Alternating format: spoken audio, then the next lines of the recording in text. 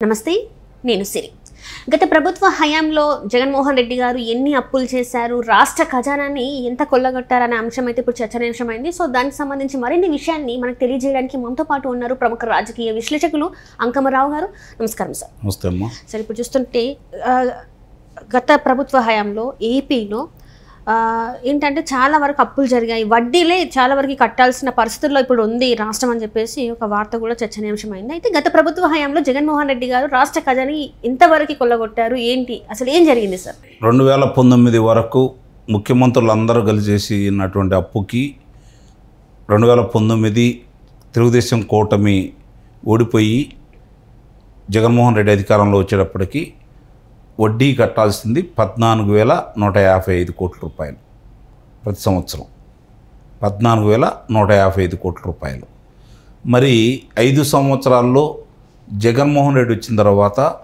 కట్టాల్సిన అమౌంట్ ఎంత దీన్ని కనుక ఒకసారిగా మనం బేరీజ్ వేసుకుంటే 24,944 కోట్ల రూపాయలు అంటే 5 సంవత్సరాలు అంటే 58 సంవత్సరాలు ఎంత కట్టారు వడ్డీ ఇప్పుడు ఎంత కట్టారు అంటే అప్పుడు 14,000 కోట్ల రూపాయలు చిల్లర ఉంటే ఇప్పుడు 24,944 కోట్ల రూపాయలు ఎందుకయింది ఎంత అప్పు చేశాడు ఇవన్నీ కూడా ఈరోజు స్పష్టంగా ప్రజలకి తెలియాల్సిన ఆవశ్యకత అయితే ఎంతైనా ఉంది దీన్ని ఈ కూటమి ప్రభుత్వం ప్రజల్లోకి తీసుకెళ్ళాలి ఎందుకు అప్పు జరిగింది తీసుకొస్తే దేని మీద వినియోగించారు వాళ్ళు తద్వారా ఆదాయం ఎంత వస్తుంది ఆదాయం రాకుండా ఇంత అప్పు ఎలా చేశారు దేనికి ఖర్చు పెట్టారు నిజంగా ప్రజల కోసం ఏమైనా ఖర్చు పెట్టారా లేదంటే ఎందుకు పనులు చేస్తే ఆ పనులు చివరి దశల్లో ఉండి ఫలాలు రాలేదా ఇది గురించి ప్రజలు చర్చించుకోవాలి ఈరోజు ప్రజలకు కూడా అర్థం కావాలి అంతకుముందు 16 ముఖ్యమంత్రులు చేస్తే వాళ్ళంతా కలిసి అప్పు ఎంత చేశారు ఇతను వచ్చిన తర్వాత ఎంత అప్పు చేశాడు ఇది గమనించుకోవాలి ప్రతి వాళ్ళు కూడా తెలుగుదేశం ప్రభుత్వం వాళ్ళ మీద నిందలు వేసారు లేకపోతే వీళ్ళ మీద నిందలు వేయటం కాదు ప్రజలకి వాస్తవంగా ఏం జరిగిందనేది ఇప్పుడు స్పష్టంగా ప్రజల మధ్య చర్చ పెడితే ఎవరిదో హయాంలో ఎక్కువ అప్పులు జరిగినాయి ఎవరో హయాంలో అప్పులు తీసుకొచ్చిన తర్వాత దాని సంక్షేమానికి ఎంత ఉపయోగించారు అలాగే సంపద సృష్టించే కార్యక్రమాల్లో భాగంగా ఏ కట్టడాలు కావచ్చు జలాశయాలు కావచ్చు లేదంటే ఏదైనా సంస్థలు నెలకొల్పేదానికి కావచ్చు ప్రభుత్వ రంగ సంస్థలు వాటికి ఎంత కేటాయించారనేది కూడా ప్రజలు చర్చించుకోవాలి ఇప్పుడు ప్రభుత్వానికి సంబంధించినటువంటి సమాచారం వాళ్ళకి ఖర్చులు కావచ్చు రాబడులు కావచ్చు ఈరోజు ప్రజలకి అందుబాటులోకి అన్ని సమాచారం అందజేసే సామర్థ్యం ఈరోజు ఈ సాంకేతిక పరిజ్ఞానం ద్వారా అందుబాటులోకి వచ్చింది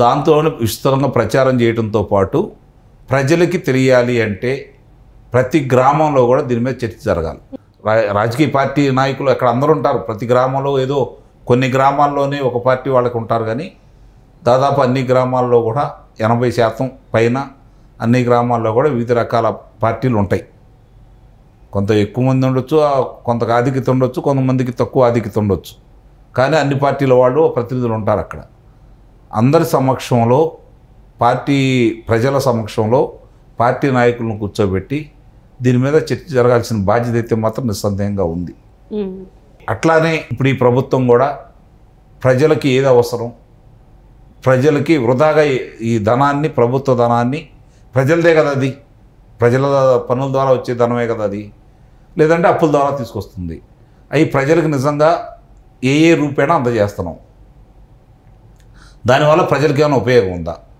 రాష్ట్ర సంపద ఏమన్నా పెరుగుతుందా దాని మీద కూడా దృష్టి పెట్టాలి అది కూడా ప్రజలతో చర్చించాలి అప్పుడే ఇలాంటి వాటికి అడ్డుకట్ట వేయడానికి అవకాశం ఉంటుంది అంటే ఇప్పుడు ఇంత వడ్డీ కట్టాల్సిన పరిస్థితి వచ్చింది ఇంత తీసుకొచ్చారు మరి తీసుకొచ్చి 5 సంవత్సరాలలో ఎట్లాంటి అభివృద్ధి జరిగింది మరి అది కూడా కనిపించాలి కదా మరి అది కనిపించాలి అందుకే దాని గురించి చర్చ జరగాలంటున్నాను నేను ఎందుకు ఇంత అప్పులు చేయాల్సి వచ్చింది ఏ ప్రాతిపదికన చేశారు నిజంగా ఎంత ఖర్చు పెట్టారు ఇప్పుడు అన్ని లక్షల కోట్ల రూపాయలు ఏమైపోయినాయి అతనే 2,63,000 కోట్ల రూపాయల దాకా నేను బటన్ నొక్కి సంక్షేమ పథకాలకు వినియోగించాను అన్నాడు కదా మిగిలిన ధనాలు ఏమవుతున్నాయి ప్రభుత్వానికి వచ్చే ఆదాయం ఏమవుతుంది దీని గురించి కూడా ప్రజలు చర్చించుకోవాలి ప్రజలకు తెలియాలి ఈరోజు ఆ తెలియజెప్పాల్సిన బాధ్యత ఈ కూటమి ప్రభుత్వం మీద, కూటమి పెద్దల మీద కూడా ఉంది. ఎన్ని అప్పులు చేశాడు, ఏ రంగ సంస్థలని తాకట్టు పెట్టాడు, ప్రభుత్వ రంగ సంస్థలని తాకట్టు పెట్టాడు, ప్రభుత్వ భూముల్ని తాకట్టు పెట్టాడు, ప్రభుత్వ కార్యాలయాలను తాకట్టు పెట్టేశాడు. మరి వీటన్నిటి కూడా ఈరోజు ప్రజలకు తెలియాలి కదా. తెలియాలి అంటే దాని గురించి వివరంగా చర్చించుకోవాలి అంటే వీళ్ళు విస్తృతంగా దీన్ని ప్రజల్లోకి తీసుకెళ్లాలని అయితే నా భావన. అప్పుడే వాస్తవాలు ప్రజలకు తెలుస్తాయి, ఏ ప్రభుత్వం ఎలా చేస్తుంది అనేది కూడా ప్రజలు కూడా చర్చించుకోవాలి. అంటే ఇప్పుడు ప్రజల్లోకి వెళ్ళాలంటే ఎట్లాంటి ఏ రకంగా ప్రజల్లోకి తీసుకెళ్లే అవకాశం ఉందంటారు సార్? మరి గ్రామ సభలు పెట్టాలా, గ్రామ సభలు పెట్టి ప్రజలకు వివరించాలి. అక్కడ ఉన్నటువంటి స్థానిక నాయకులు స్థానిక నాయకులకు సమాచారం ఇవ్వాలి. స్థానిక నాయకుల ద్వారా ప్రజలందరినీ సమీకరించేసి సచివాలయం దగ్గర, పంచాయతీ భవనం దగ్గర కూర్చోబెట్టి అందరినీ సమీకరించి ఏం జరుగుతుందని చెప్పాలి. ఎందుకు ఇన్ని అప్పులు చేయాల్సి వచ్చింది, వాళ్ళు ఈ అప్పులు తీసుకొచ్చి వాళ్ళు దేన్ని సద్వినియోగం చేశారు, లేదంటే ఎందుకు సద్వినియోగం చేయలేదు, ఎందుకు దుర్వినియోగం చేశారు, మిగిలిన ధనం ఎక్కడికి వెళ్ళింది ప్రజలకు తెలియాలి. నిస్సందేహంగా మీరు మొన్న తెల్ల కాగితం విడుదల చేశారు. ఈరోజు దానికి సంబంధించినవన్నీ అది ఎంతమందికి చేరినాయి, ఎంతమంది చర్చించుకుంటున్నారు దాని గురించి, ఇంకా విస్తృతంగా జనాలకి. ఇప్పుడు మీరు వచ్చిన తర్వాత ఏం చేస్తున్నారు, ఎన్ని నిధులు తీసుకొచ్చారు, ఏ ఏ పరిశ్రమలు వచ్చినాయి, 2014 నుంచి 2019 వరకు మీరు ఏం చేశారు, 2019 నుంచి 2024 అతను ఏం చేశాడు, ఇవన్నీ కూడా ప్రజలు చర్చించుకోవాలి ఈరోజు. అప్పుడే తప్పులు ఎవరు చేశారు, మంచి ఎవరు చేశారు, ప్రజలకి ఏ ప్రభుత్వం ఉపయోగపడింది, ఏ ప్రభుత్వం వల్ల అన్యాయం జరిగిందని చెప్పని ప్రజలు కూడా దాని గురించి చర్చించుకుంటారు. కానీ ఇప్పటివరకు చూసుకున్నట్టయితే జగన్మోహన్ రెడ్డి గారే రాష్ట్రాన్ని చాలా వరకు అభివృద్ధి బాటలు నడిపించారని చెప్పేసి కొంతమంది మాట్లాడుతున్నారు సార్. అందుకని అప్పులైనా అని మాట్లాడుతున్నారు. మరి దానికి మీ సమాధానం ఏంటంటే? అది కూడా అందుకే వాస్తవాలు తెలియాలి కదా. అభివృద్ధి అంటే ఏంటి, మనం ₹1 ఎక్కడన్నా పెట్టుబడి పెట్టామనుకోండి, తిరిగి వెనక్కి వస్తే దాన్ని అభివృద్ధి అంటారు, లాభాల్లో వస్తే ఇంకా అభివృద్ధి అంటారు. వెనక్కి రావడం మొదలుపెట్టిన తర్వాత ఇవాళ కాక రేపైనా సరే ఆదాయం కనపడతా ఉంటే ఖర్చులకు ఇబ్బంది లేదు, దాని మూలధనం వ్యయం పెరుగుద్ది కాబట్టి విలువ పెరిగిద్ది, మూలధనం విలువ పెరిగిద్ది కాబట్టి ఇబ్బంది ఉండదు. అలా కాకుండా నాకు ఆస్తులు ఉన్నాయి, నేను కూర్చొని తింటాను, అప్పులు తీసుకొస్తాను అంటే దానివల్ల ఏంటి ఉపయోగం, ఇది చర్చించుకోవాలి కదా. మరి ఆయన ఏ పరిశ్రమలు తీసుకొచ్చాడు, లేదంటే ఏ నీటి ప్రాజెక్ట్ పూర్తి చేశాడు, అంటే ఓన్లీ సంక్షేమ పథకాలతోనే 5 సంవత్సరాలు గడిపేశారంటారా సార్? మరి అదే మిగిలిన దేనికి ఖర్చు పెట్టాడు తెలియాలి కదా. రంగులు వేశారు, రంగులు మళ్ళీ దాన్ని తుడిచేశారు, దానికి అయ్యే ఖర్చులు 26,000 కనపడతానే ఉన్నాయి, 2,600 కోట్ల రూపాయలు. ఇలాంటివన్నీ కూడా వృధాగా ఏమేమి చేశాడో ప్రజలందరికీ తెలుసు. అలా కాకుండా వచ్చిన ధనం ఎటు వెళ్ళింది, ఎక్కడ దుర్వినియోగం అయింది, ఎవరి ఖాతాలోకి వెళ్ళింది, నీటి రంగానికి ఎంత ఖర్చు పెట్టారు, రహదారులకు ఎందుకు 5 సంవత్సరాల్లో రహదారులు కనీసం పూడికలు కూడా వేయలేదు కదా. మా కాలం వాళ్ళ లెక్కల్లో చూపిస్తే దోసుకున్నట్టే కదా. ఇవన్నీ ప్రజలకు తెలియాలి కదా. అప్పులైనవి అంటే ఎట్లా అయినాయి అనే దాని వివరణ తెలియకుండా అప్పులైనవి అంటే ఏం సమాధానం చెబుతారు?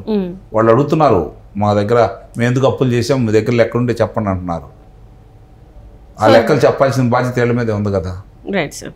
సో మొత్తానికైతే కూటమి ప్రభుత్వం అయితే నిర్ణయం తీసుకుంది. ఇది గత ప్రభుత్వ హయాంలో జరిగిన అప్పులన్నింటినీ కూడా ప్రజల ముందు పెట్టే ఆలోచనలు అయితే ఉంది. సో దీన్ని ఉండాలని మనం అడుగుతున్నాం. రైట్, వాడు చెప్పారు ఇప్పుడు ఇంత అప్పులు కడుతున్నాము, వడ్డీ కడుతున్నాం, అప్పులకి సంవత్సరానికి ఇంత కట్టాల్సి వస్తుంది, గతంలో ఇంత ఉండేది, ఇంత కడుతున్నాం అని చెప్పిన వాళ్ళు చెబుతున్నారు. కాబట్టి అది ఎందుకు అయింది ఏంటనేది కూడా చెప్పాల్సిన బాధ్యత వాళ్ళ మీద కూడా ఉంది కదా.